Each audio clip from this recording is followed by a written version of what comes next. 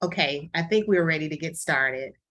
Again, welcome to this week's office hours for ESG and ESGCV. My name is LaQuantia Goodman, and I am today's moderator. If you are just joining us, please go to the chat box and introduce yourself with your name and the region you represent. As a reminder, this office hours session is being recorded for public record. A copy of the slide deck and recording will be emailed to all attendees. Next slide. How to ask a question. All questions must be submitted in the chat box. Please type your organization and question into the chat box.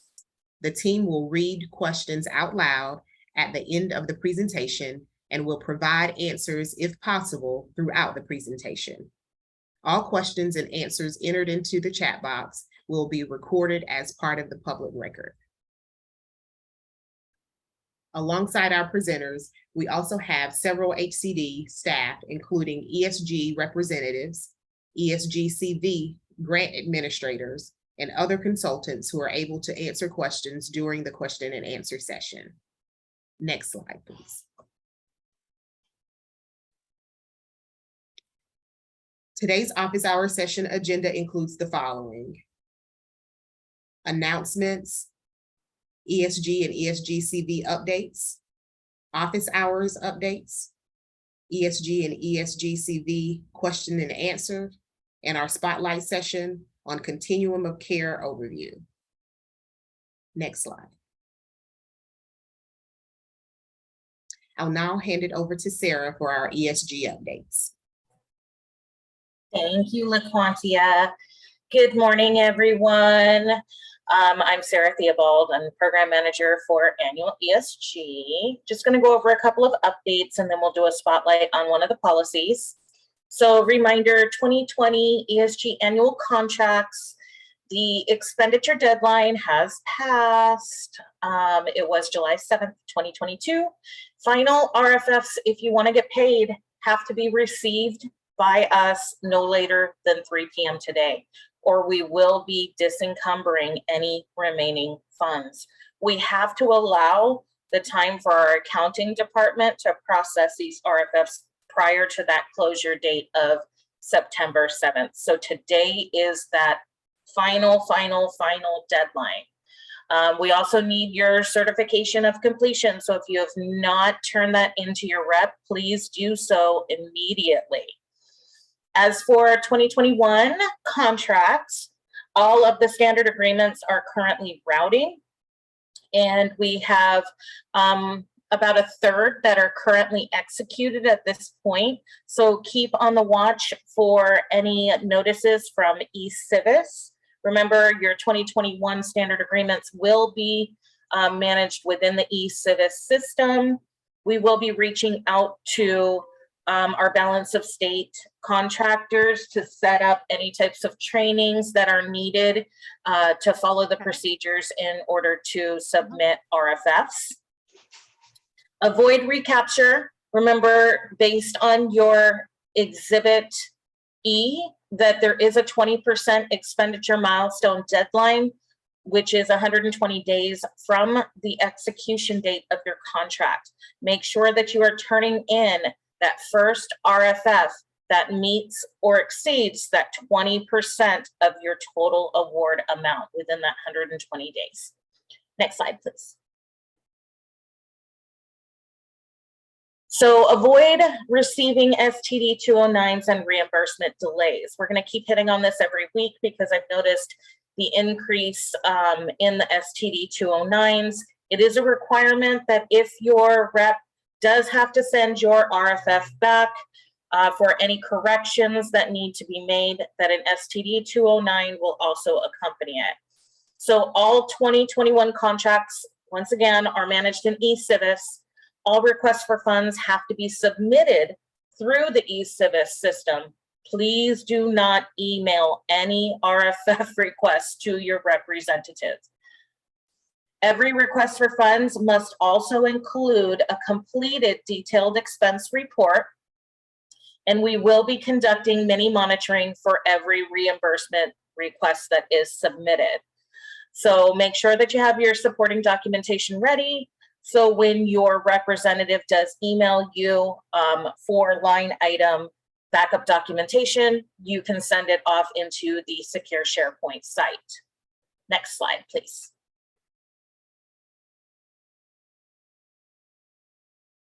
All right, so our weekly policy spotlight.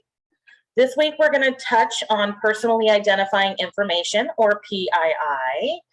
I just want to make sure everybody understands that we are enforcing our PII policy. PII is defined by the OMB M07116, which states as follows: information that can be used to distinguish or trace an individual's identity, such as their name, social security number, biometric records, etc., alone or when combined with other personal or identifying information which is linked or linkable to a specific individual. PII is often called personally identifiable information, or PPI for personal protected information. There's other acronyms as well, such as SPI for sensitive personally identifying information is SPII, sorry. Next slide, please. So some examples, just to give you an idea as to what PII is. When alone is on the left, when combined with other information, it becomes a breach of data at that point. Next slide, please. So did you know the confidentiality protections in the policy that we have written in on our ESG page do not extend to the employees whose salary is paid for by ESG? Staff information, including names and salaries, is commonly shared between recipients and subrecipients, including during the grant application, contracting, and reimbursement request processes. So what does that mean? That means that when you are submitting that detailed expense report, you do not need to redact your employees' names if the salary is being paid for by ESG. You do need to make sure that you're redacting your client's information and you are only putting the HMIS or equivalent number onto your detailed expense report. We do not want clients' information on those detailed expense reports. I have seen so many that have come in that we've had to kick back with an STD 209. So please make sure that you are redacting. This is extremely important and it is a HUD regulation. So PII is PII no matter where it is located, how you store it, or how well you secure it. Next slide, please.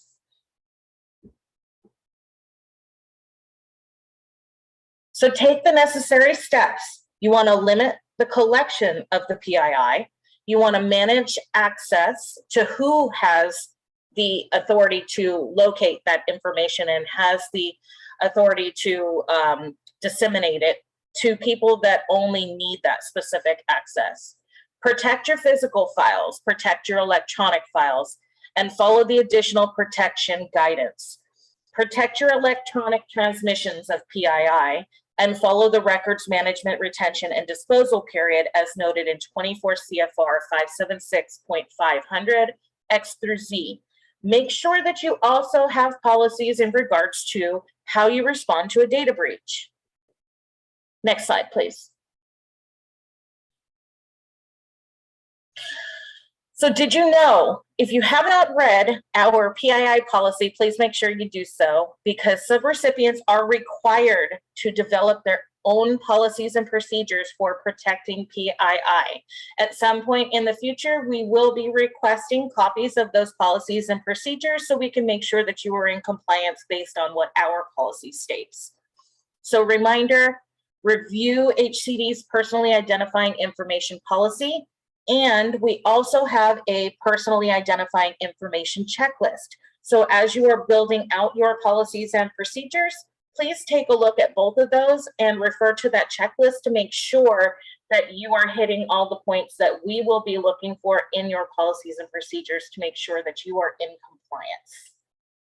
Next slide, please. Once again, this is our ESG web page.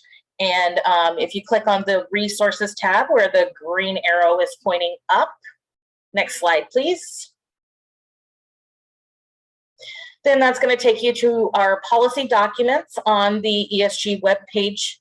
And you can actually see it's the first two links that are on the resources tab, which is the ESG personally identifying information PII policy and the ESG personally identifying information checklist. Next slide, please. And of course, our ESG team representatives, we have Diana Prado, Giovanni Martinez, Tuesday Cool, Sam Liu, and Anthony Zapata. Please reach out to your ESG representative listed above or contact us at esgnofa@hcd.ca.gov if you have any questions at all. Next slide, please. And thank you. Back to you, LaQuantia. Thank you, Sarah. We do have one question for you from Natalie Smith. Can you send a template link for your PII policy on hand?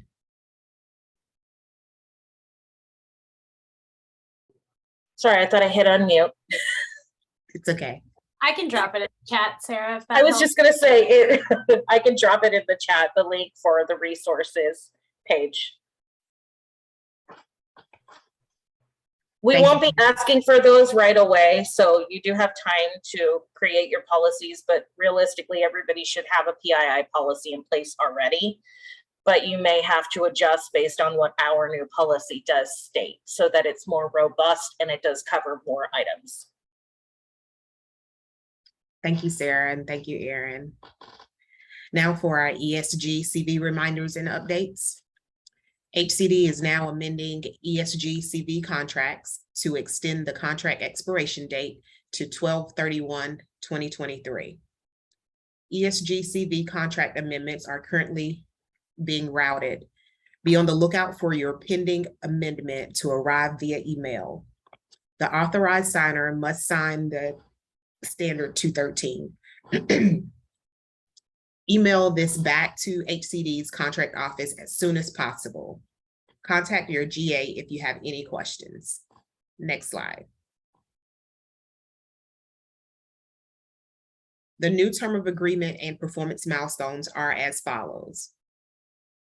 This agreement will expire on December 31st, 2023. All program funds for projects, which include street outreach, emergency shelter, rapid rehousing, homelessness prevention, all shall be expended by September 30th, 2023. All funds for HMIS and administrative costs shall be expended by October 31st, 2023. All final funds requests shall be submitted to the department by November 15th, 2023. Next slide. In accordance with HUD's expenditure deadlines included in the CPD 2206 ESGCV notice, grantee must meet the following expenditure deadlines for ESGCV funding. Should the grantee not meet the following expenditure requirements, HCD reserves the right to recapture any unspent ESGCV awarded funds up to the maximum amount listed below. 75% expenditure deadline is January 31st, 2023. And the maximum recapture amount is the difference between the 75% of the total award and the amount drawn in IDIS as of January 31st, 2023. Next slide. Once you have received your executed amendment, you can submit an RFF through eCivis. Next slide. Office hours updates.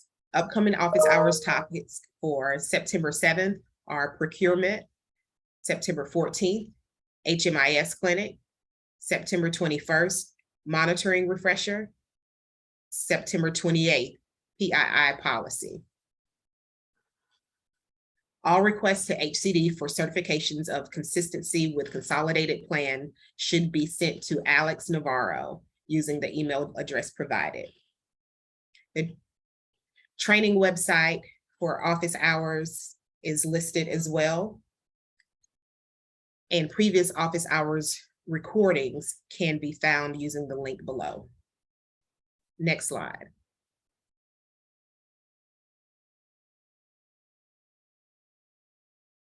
On upcoming trainings for September 1st at 11 a.m., we have Cultural Humility through the Racial Equity Series. This workshop will provide an overview of the concept of cultural humility and highlight the benefits of embracing and practicing cultural humility. And again, the training website and previous trainings links are listed and will be sent out with these materials. Next slide.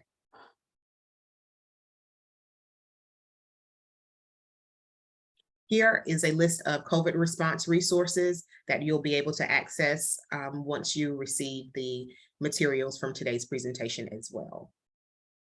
Next slide. And today we've added in some monkeypox resources, which you'll be able to access as well, along with some other materials sent by HUD from the state office hours and peer-to-peer learning overview. Next slide. Here are ESG and ESG-CV resource links that you'll be able to access as well, straight from these slides once you receive them. And next slide.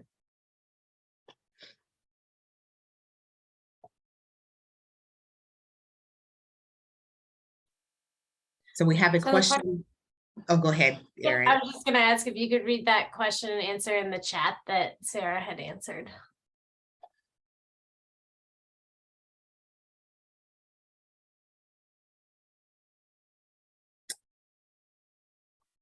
I'm trying to see where Sarah answered. I'm sorry.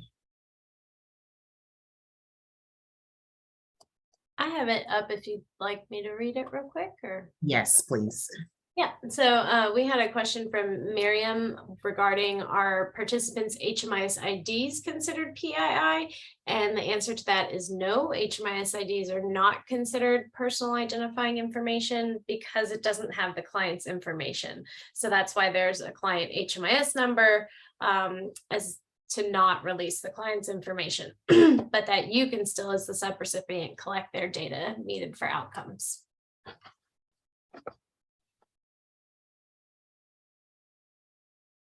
And I believe that's the only question we have, LaQuantia. Okay. Next slide.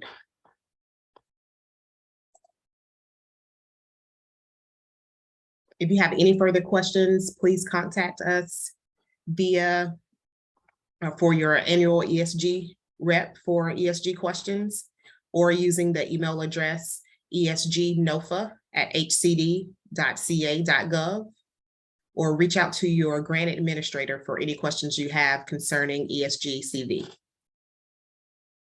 Next slide.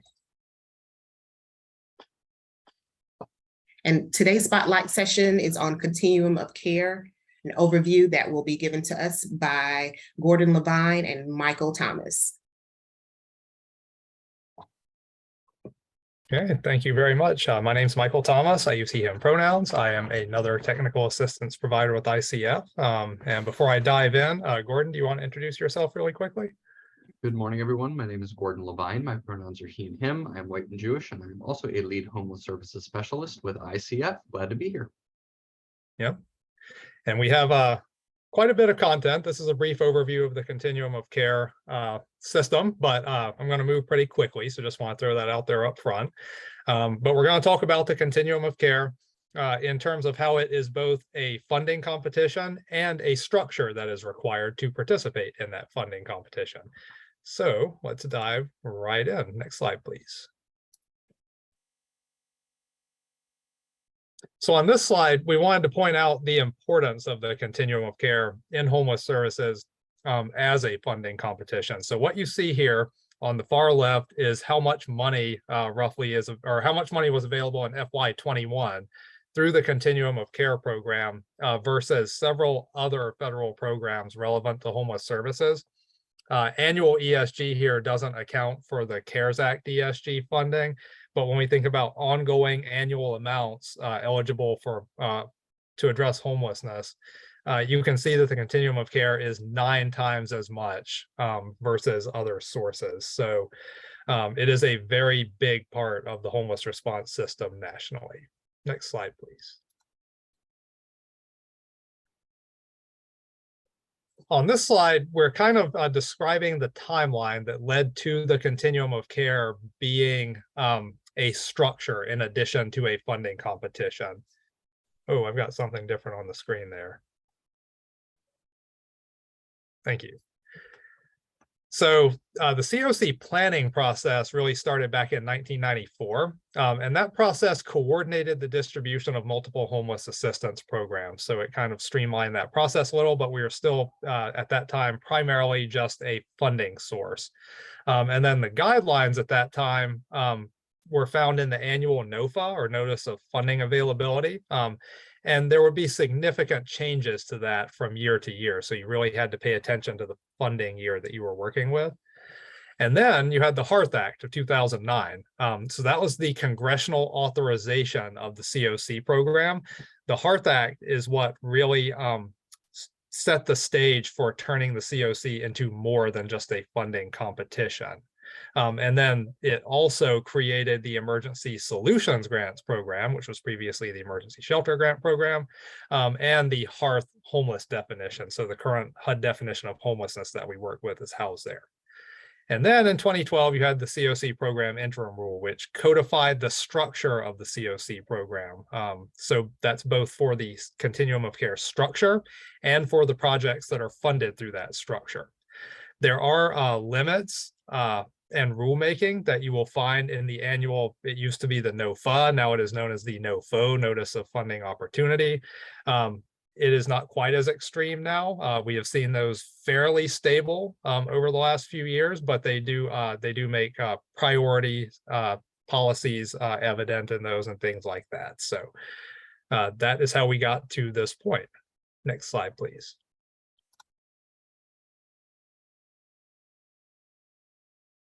So when we think of the COC as a structure, so now we're not talking about the funding portion of it, we're talking about the elements of the structure that must exist. These are the key elements. So you've got the continuum of care itself.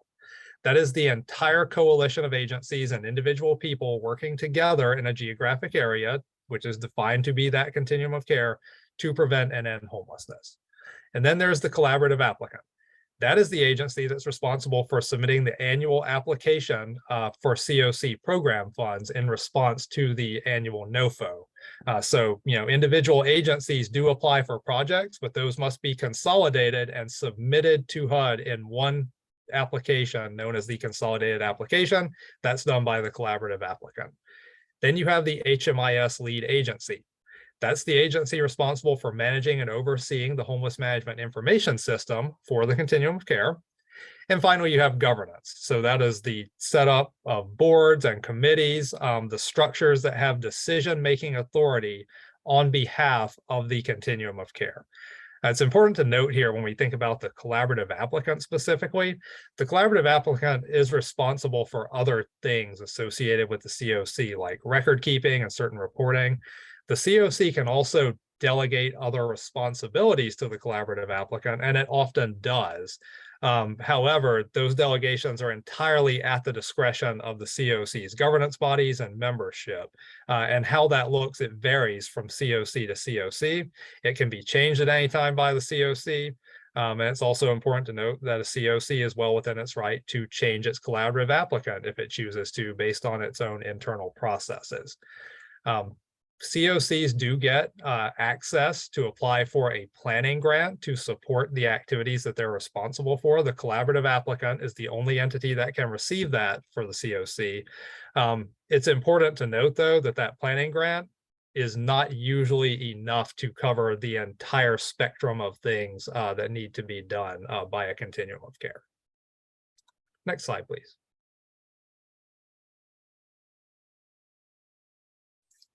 So something really important to point out when we think about the continuum of care is that the collaborative applicant is not the same as the COC. That is a common misconception, but they are not the same thing.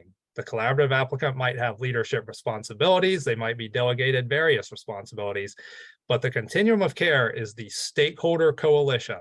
It's a membership body, and its authority rests with its board and its committees, and all of that is determined by how its governance charter is set up. So the point we want to make there is that the collaborative applicant does not hold the power for the COC unless it is specifically delegated that power in the governance charter. So that's again a common misconception, so we like to point that out.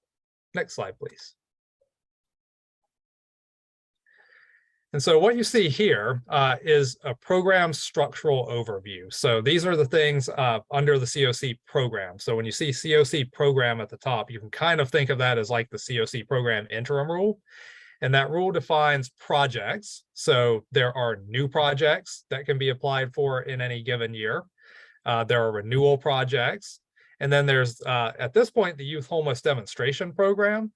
There are some other special projects that can happen as well, but these are the ones we chose to point out here. The biggest part for most COCs is going to be the new projects and the renewal projects, and then Youth Homeless Demonstration even rolls into renewal at some point as well. There's processes for that. And then under the Continuum of Care body, you've got the things we just talked about. So you've got the collaborative applicant, you've got the HMIS lead, you've got the governance structure, and then other stakeholders. And other stakeholders can be a variety of things, but they play into the membership body of the Continuum of Care. Next slide, please. And I think we're over to Gordon with this one. All right, thanks, Mike. We're going to talk a little bit about COC program project types. These are activities that you can fund using COC program dollars. Next slide, please. Rearranging my microphone here. So these are our project. This is our project types under the Continuum of Care program, and we've divided them really into 3 buckets.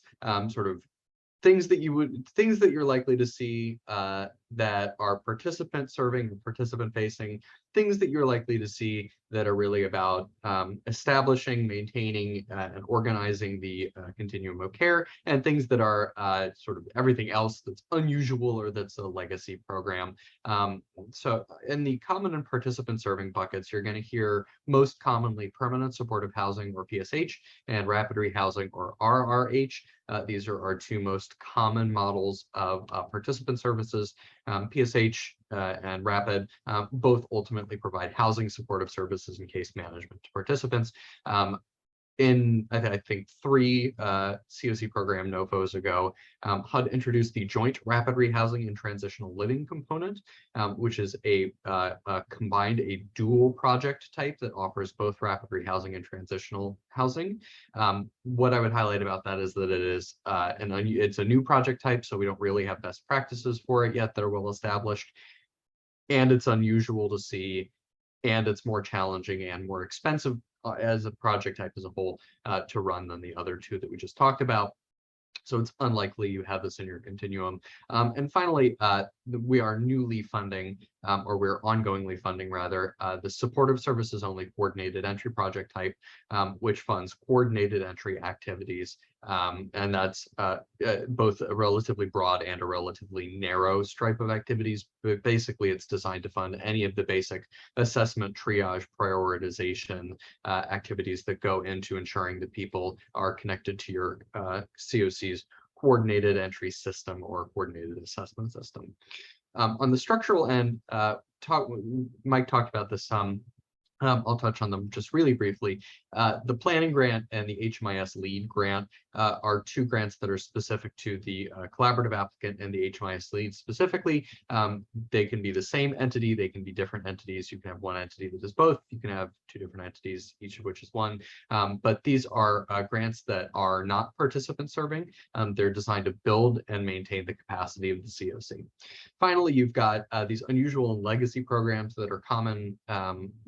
I wouldn't say common, but you see them in COCs really that are either advanced in specific ways or have been around for a long time. So on the been around for a long time side, you might have just pure supportive services only or transitional housing grants, for example. These were project types that could be newly funded in NOFOs of days gone by, but are no longer being newly funded, but can be renewed. And on the advanced side, you have projects such as the Youth Homeless Demonstration Program, which funds sort of specialized projects that are renewed under the Continuum of Care program that target youth aged 24 and under. So those are really your COC program funding options. Next slide, please.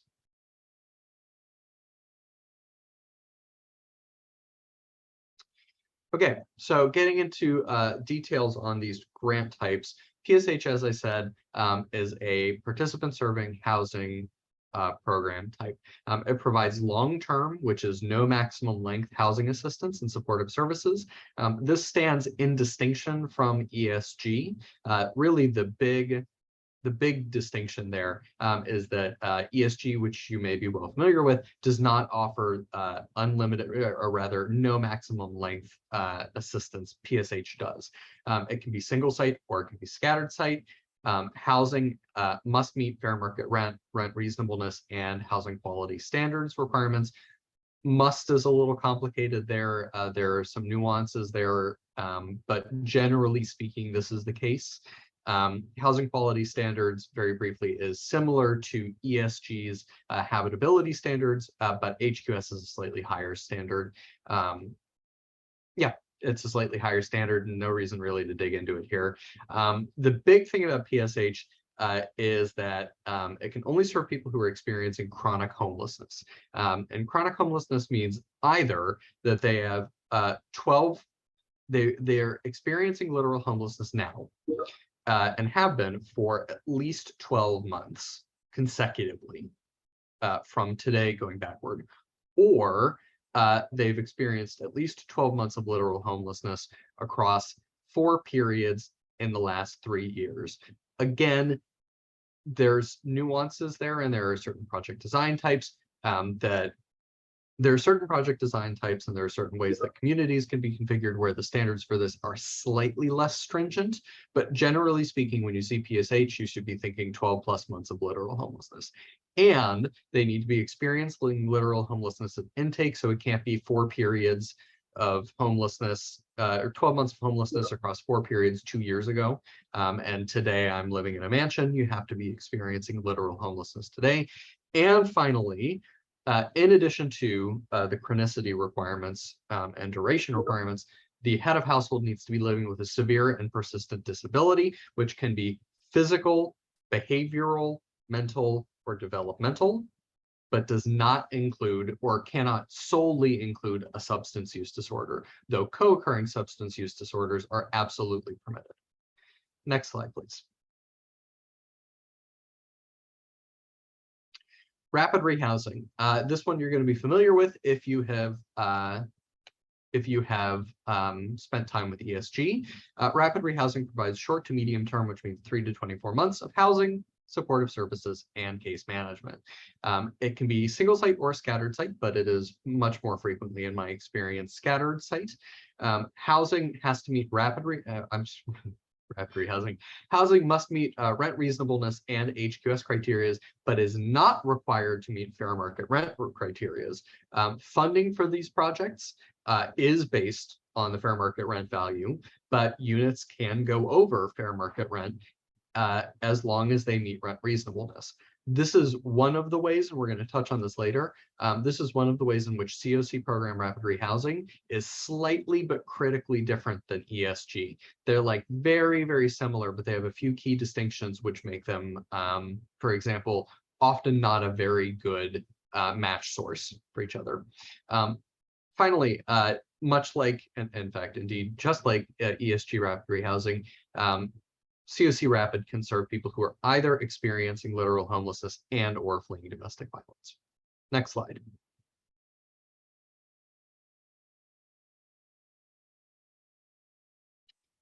So, sidebar on this, COC Rapid versus ESG Rapid. Like I said, very similar, not identical. They're like 90% the same, but the 10% different, and the 10% matters a lot.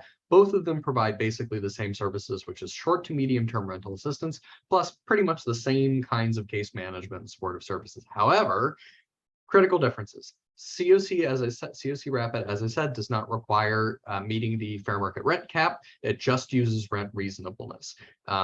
Implications there include that you really need to have good rent reasonableness policies for COC Rapid, even more so than you do for ESG. COC Rapid requires HQS rather than habitability. HQS is a higher standard. It's a more involved inspection. It touches on more things. And there's a sort of a larger topic around project enrollment caps, the gist of which is that COC Rapid project enrollment caps at 24 months, but that 24 months is specific to that project only. So someone can, in theory, move from COC Program Rapid to another COC Program Rapid project with no gap, and they could do that, again, in theory, indefinitely. Whereas on the ESG Rapid side, there is a restriction on receiving rental assistance where you can't receive more than 24 months in any given 36-month period. That restriction exists on the ESG side, but not on the COC side. The upshot, and what I want you to hear from this, there is a strong temptation as providers become more sophisticated in implementing COC program and ESG funding. There's a strong temptation to use COC Rapid and ESG Rapid as match for each other, and they are often not good sources of match, because if you try to match them to each other, if you try to use them as match for each other, each of them needs to do something that it doesn't want to do. So ESG Rapid needs to use a higher standard of inspection than it otherwise would. And COC Rapid would need to use both HQS and habitability. And it would need to use FMR as its cap. It would opt into that. And so I would counsel against doing that unless you're really sure that it makes a lot of sense. There are situations where it does, infrequent. Next slide, please. Joint TH Rapid. We talked about this earlier. I'm going to kind of blow through this slide here. It provides both rapid rehousing and transitional housing, plus supportive services and case management. It does have a 24-month cap on housing and services total, split any way you like between transitional and rapid. Participants can enter either the transitional or rapid piece, and can move from transitional to rapid as appropriate, and then exit from rapid as appropriate. The project has to follow the rules of rapid and TH. It's new and it's complicated, is what I would tell you. The best demonstrated use cases for it appear to be for people fleeing domestic violence and for youth. But again, best practices are emerging on that. I would just caution to be really sure that that's what you want before applying for funding under this project type. Next slide, please. Finally, supportive services only, coordinated entry. As we talked about before, this really funds all of your coordinated entry activities. The thing that I want to pull out here is, one, that it does fit within the supportive services only project type. And if you are savvy enough to go looking for the program, COC program interim rule, and pull out the supportive services only list of eligible activities, you're going to see like 30 things listed. Most of them are not eligible under supportive services only coordinated entry. The NOFO in question that's funding the coordinated entry project will be very specific about what's eligible, and it is narrower than the full suite of supportive services only activities. And number two, supportive services only coordinated entry can fund housing problem solving case management. And for those of you who don't know, housing problem solving is a set of activities and techniques that are designed to use primarily case management and mediation to return a person from homelessness to housing without an ongoing subsidy. I'm confident that there will be subsequent trainings on the subject, but just put in the back of your mind that this project type can fund the shorter term version of housing problem solving activities. Again, this is also relatively new, and guidance on how to implement it is still emerging. Next slide.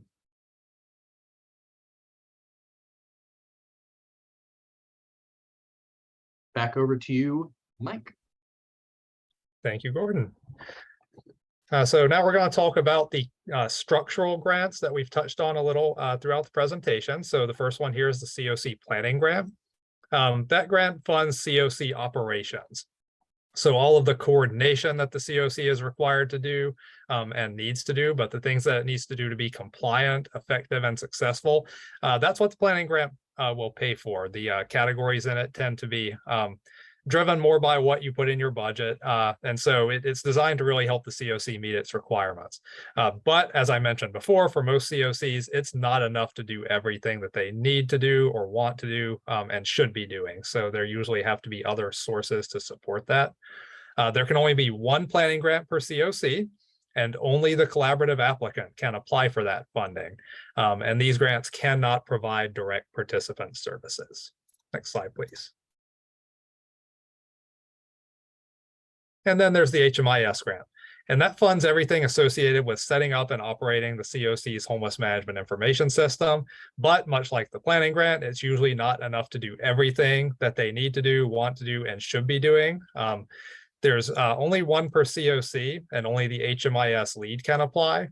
It is important to note here, sometimes people will hear that there's this HMIS grant possibility and like, great, there's money for HMIS, but it's important to point out that these grants come from the overall pot of money that is also available for other project types. So COCs have to be really strategic about the amount and that sort of thing. So just want to flag that. Next slide, please.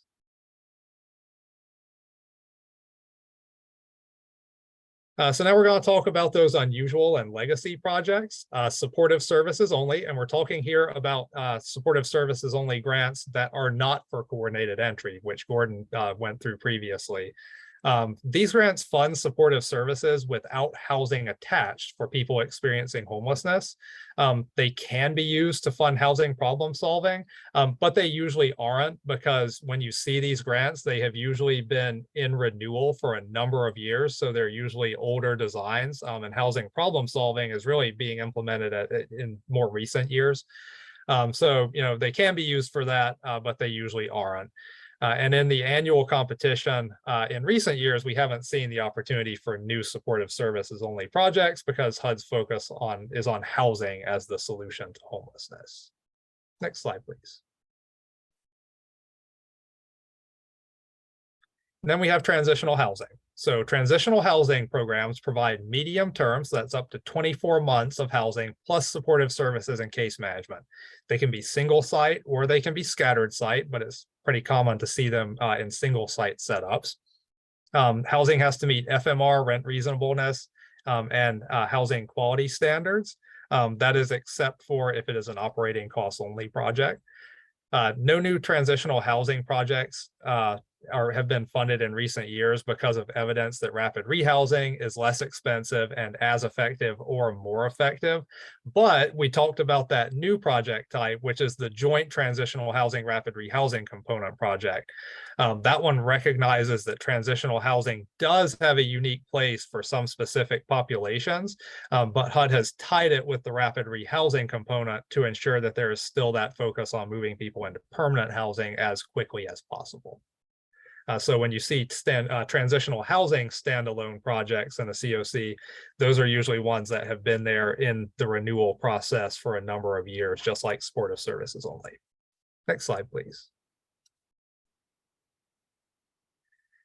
And so then there's a variety of other things, demonstration projects and other stuff. So all sorts of demonstration. And when we say demonstration, you can think experimental, things that HUD wants to try out. We see demonstration projects, they're usually one-off projects and legacy projects that were or are rolled into the COC program. So the most common ones here are the Youth Homeless Demonstration Program and HMIS capacity building grants. But there are some stranger things out there, like we've pointed out this example in other settings. A certain COC had a $150,000 grant that funds organization level HMIS activities and hotel motel vouchers. So, how that got set up in the past, who knows? But it's one of those things that could remain in renewal. The bottom line here, though, is that the COC program is often used as the vehicle for renewable homeless services projects that are granted directly to service providers and that don't have another obvious bucket. So the COC structure and funding process is a place where things are just tried out sometimes. So that's where we get these types of projects. Next slide, please.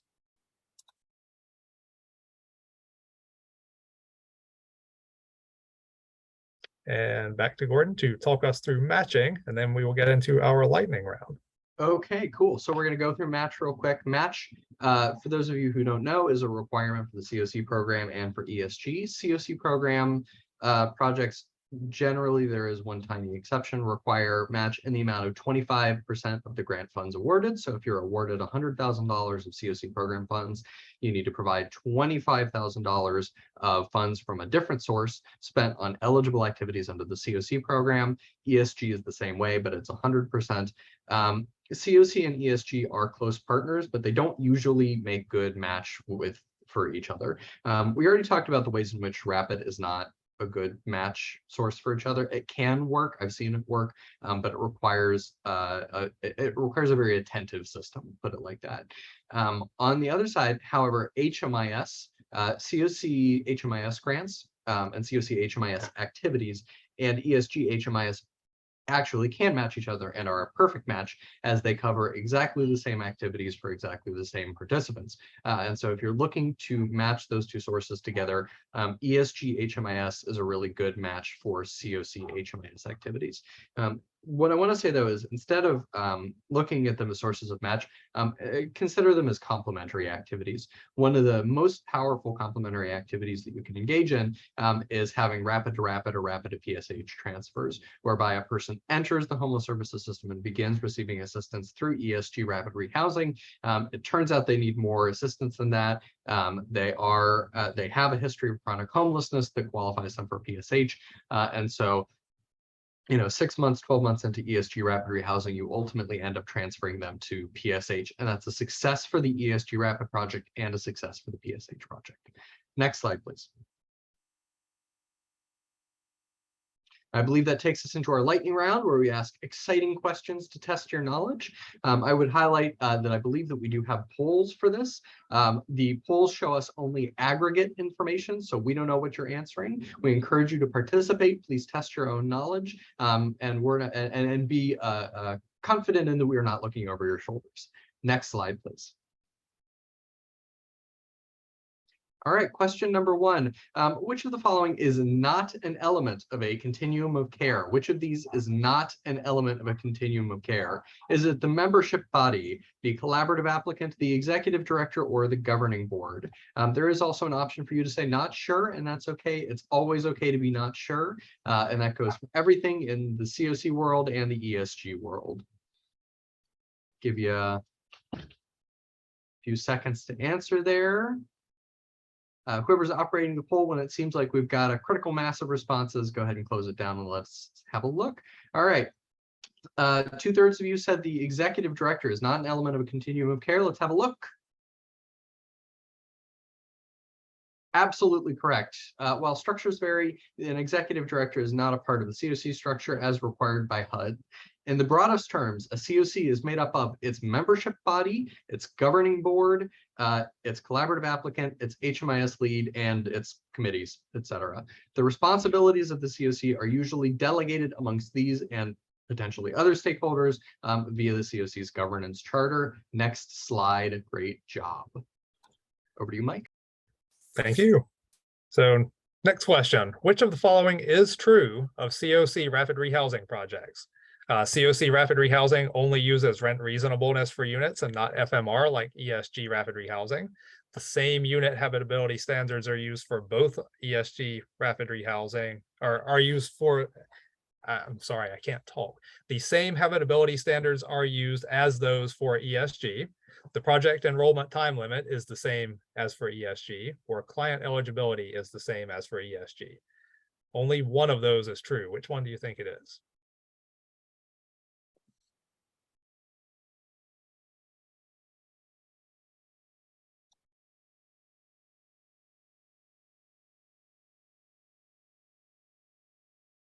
And if we are looking good on responses, we can go ahead and close it. Looks like we have a large mass on option number 1 there. Let's see what the answer is. Correct. COC rapid rehousing projects are only required to use rent reasonableness as the affordability standard for assisted units. The two programs are different in some subtle but important ways. This includes different unit habitability standards, different possible caps on enrollment, and slightly different eligibility standards. And also note that the COC eligibility standards are subject to change in the annual NOFO, whereas the ESG eligibility standards do not change unless the interim rule is updated. Good job, everyone. Next slide, please. All right, question 3. Which of the following is not true of the COC funding structure? That COCs are eligible to receive planning grants that support activities to comply with the interim rule, that COC funding grows as new projects are awarded and then roll into renewal, that primary criteria for scoring and ranking local COC projects are defined by the HUD in the annual NOFO, and that new COC project applications are relatively complex and highly competitive, which is not true of the COC funding structure.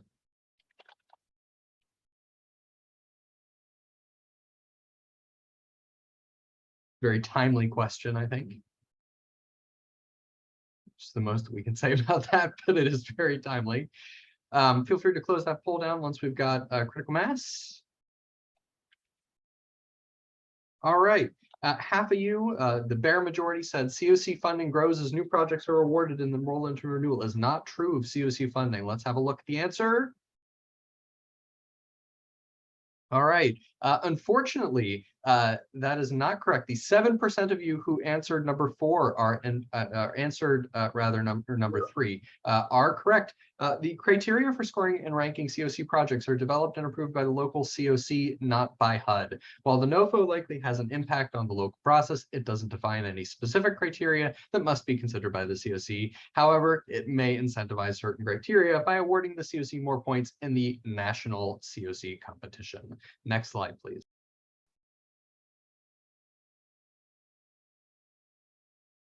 Okay, this one's true or false. ESG and COC funding are easily compatible for match purposes and should be considered as primary match sources for one another whenever possible. Is that true, false, or are you not sure? And not sure is always an acceptable answer when we talk about ESG.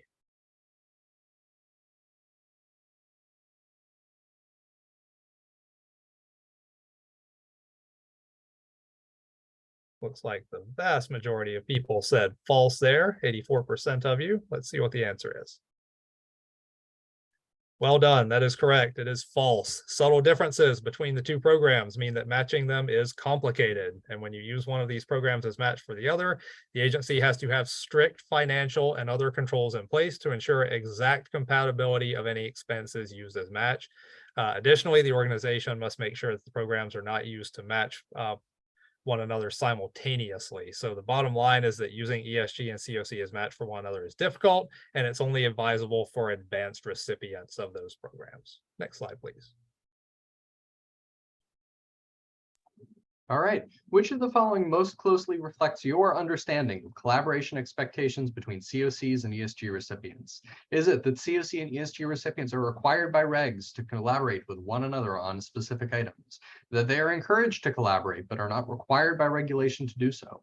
That the burden of collaboration mostly falls on COCs to initiate the collaboration with the ESG recipients? Or collaborate, why would we do that? That sounds hard and time-consuming. Which of these most closely reflects your understanding of collaboration expectations between COCs and ESG recipients? I feel like the answer is number 4. I've not been in this line of work very long, so I feel like that might be the one. Your answers may differ.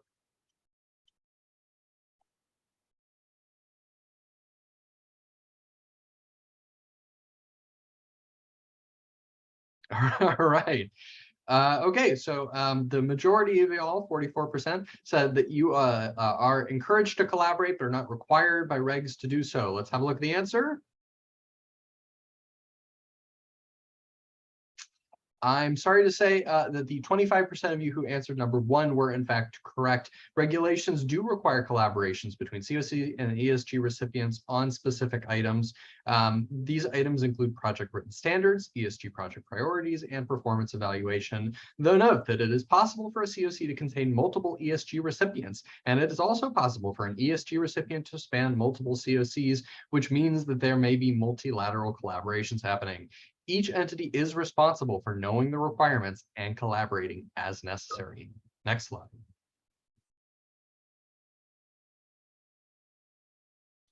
All right, I think that takes us into questions and discussion. We've only got a couple of minutes, but we do want to try and answer them. Do we have some questions that can be kicked up to us that we can answer and would like to have answered? Gordon, we have just a couple from Andrea Curry that came in, and I'm not sure again the extent to what you can and cannot answer since you all signed HUD disclosures. So yeah, if you can cover those. Sure. So we have a question. Can you talk a little bit about the annual renewal demand and how and when COCs can increase their ARD?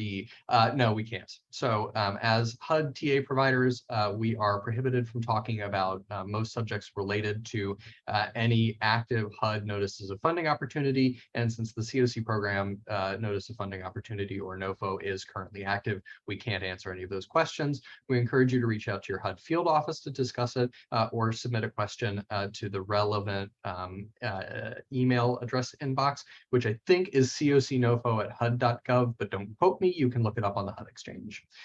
There's another question.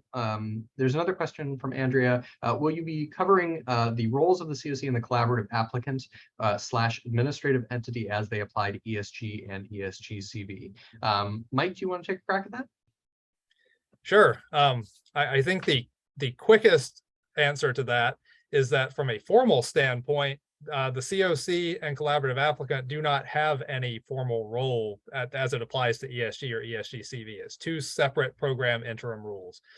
So there is no formal role there. However, there are required items on which they should be collaborating, and there's a number of other things which might not be required, but on which it would be a good idea to collaborate. So one of the required ones that I'm thinking of is like program performance, because the performance of ESG projects will affect certain reporting for each continuum of care. Coordinated entry is another good example because people accessing ESG projects should be going through the COC's coordinated entry process. So while it's not a formal thing, there are things that they are required to collaborate on and many other things that they should collaborate on. All right, I think that takes us to the hour, and I think that burns us out of questions. LaQuantia, if you want to take us away. It does. And thank you all for your presentation and everyone for paying attention and asking those questions. We'll get the materials out to you all. Thanks for joining us. We'll see you next week.